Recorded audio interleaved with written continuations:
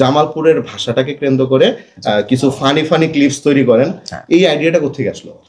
আসলে এই আইডিয়ার কথা যদি বলি, আমি একটা সময় চিন্তা করতাম যে আমাদের দেশের মধ্যে বরিশাল বলেন, তারপরে সিরাজগঞ্জ, পাবনা, বিভিন্ন জায়গার আঞ্চলিক ভাষা আছে। তো আমাদের জামালপুরও সুন্দর একটা আঞ্চলিক ভাষা আছে, যেটা আমরা ছোটকালে শুনতাম। এখন তেমন ওরকম মানুষের মুখে শোনা যায় না, প্রত্যন্ত অঞ্চলগুলোতে গেলে কিছু কিছু পাওয়া যায়।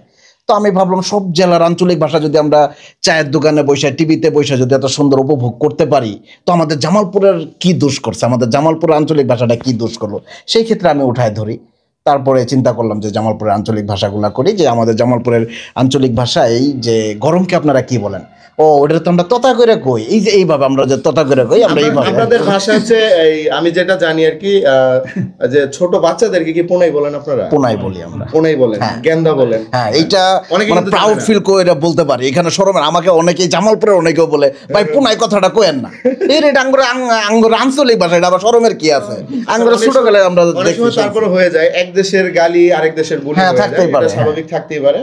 তবে আমি মনে করি যে প্রত্যেকটা মানুষেরই দরকার তার আঞ্চলিক ভাষাকে প্রাধান্য দেওয়া এবং নিজ জেলার ভাষাকে গুরুত্ব সহকারে রাখা। সো ভাই সেটাই কাজ করতেছে।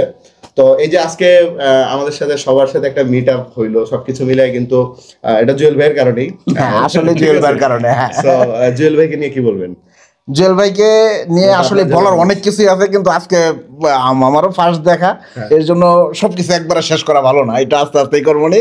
তবে খুবই ভালো লাগতেছে। ভাই ক্যামেরার মধ্যে যেমন দেখছি, আমাকে কেমন দেখছে ভাই জানি না কেমন দেখলো, কিন্তু বাইরে আমি মানে ক্যামেরা থেকে বাস্তবে টোটালি আলাদা, অন্যরকম, খুব ভালো একজন মনের মানুষ। ধন্যবাদ, ভালো লাগলো আপনার সাথে দেখা করে। আর ইনশাল্লাহ দাওয়াত রইলো, ঢাকায় আসবেন, বেড়ে যাবেন।